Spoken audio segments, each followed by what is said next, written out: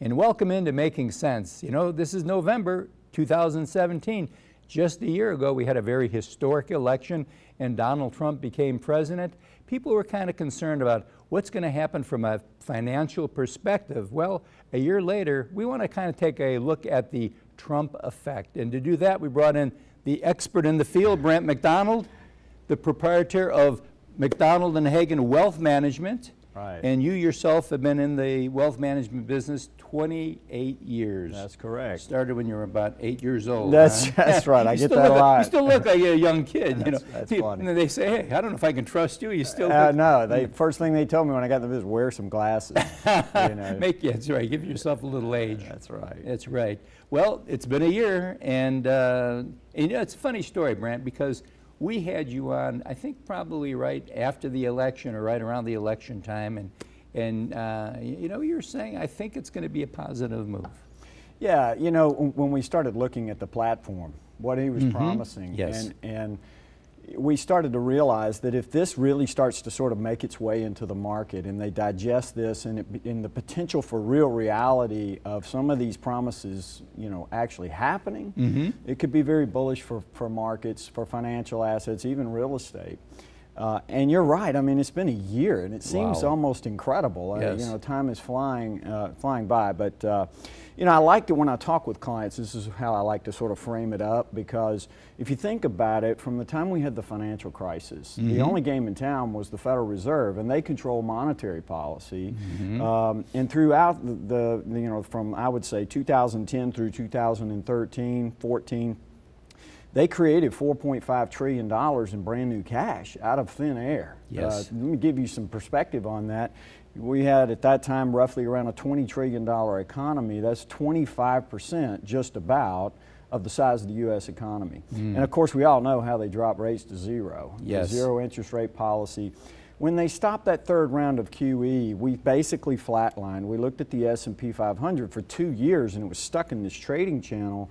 And it was incredibly frustrating for portfolio managers and advisors or asset managers, because you think about the major asset classes, S&P, zero returns, bonds basically not doing much, and cash at zero. So when Trump came along and won this election, he promised, these are let's talk about it. So first thing he promised was, we want to do corporate tax reform, repatriation. You know, you think about roughly $2.5 trillion in corporate profits overseas. Yes. They don't want to bring it back because it's a 35% tax rate.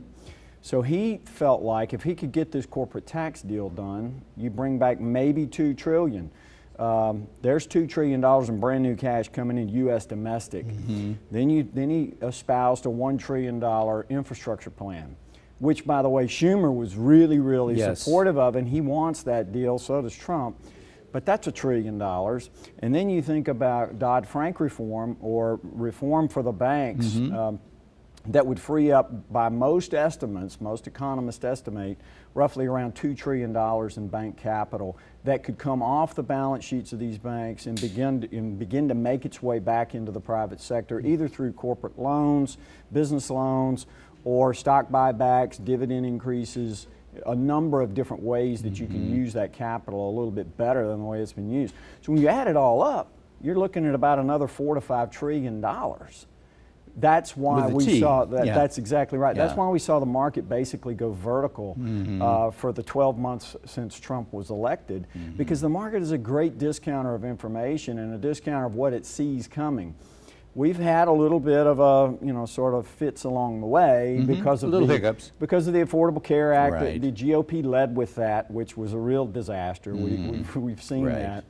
But there is some feeling that with Treasury Secretary Mnuchin leading the charge, and he's the person that's liked on both sids of the aisle. He really is. Yeah, yes, which is positive. Widely respected by Yes. moderate Democrats, by the business world, and a very smart person. And I think that he, along with the new Fed and all of that, I think can possibly get this thing done.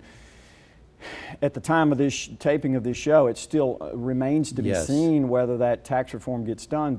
And that gets into some of the year-end planning stuff that we're looking at, because how do we know what to expense this year or next year, or how to manage our tax liabilities? But the long story short is, if Trump is able to execute on a number of the items that he talked about in the campaign, it would be incredibly bullish for the stock market. Now, we can talk about sort of unintended consequences 4 or 5 years down the road, maybe on another show. But for now, that's why we've seen the market go vertical. And I think in our minds, just think about it this way. It's like the Fed handed the baton to Washington and said, we're through doing what we can with monetary policy. You take it from a fiscal policy standpoint. You know, we have to realize this too, because a lot of our viewers, they're maybe not really heavy into the markets, but the average run-of-the-mill person, when they've got more expendable income, they're going to expend. They're going to spend that expendable income. That's right. And that's going to create jobs, and then jobs are going to create, you know, the tax structure is going to take care of itself. That's right. That's you know, exactly right. Because a lot of people think, well, we cut out the taxes, we're going to lose services.